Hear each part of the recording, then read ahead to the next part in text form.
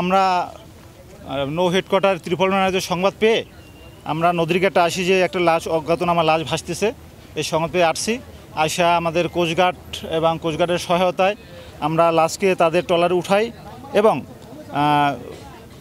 অজ্ঞাতনামা এবং হয়তো 2-3 দিন আগে হয়তো বা হবে এরকম লাশটি হবে, কিন্তু স্থানীয়ভাবে কেউ চিনতে পারছে না।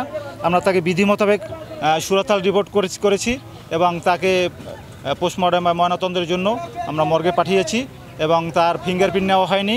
আমরা সিআইডি এক্সপার্টকে আমি বলছি, ফরেন্সিক তারা আসবে, আসা ফিঙ্গারপ্রিন্ট নিলে হয়তো আমরা শনাক্ত করতে পারবো। হ্যাঁ, একটি পুরুষের অনুমান 50 থেকে 60 বছর বয়স হবে। মানে গোসল করতেছিলাম, তখন দেখতেছি বাইশে আইতেছে, তারপর কোস্টগার্ড খবর দিয়ে কোস্টগার্ড টালারা তারপর উদ্ধার করে লাশ।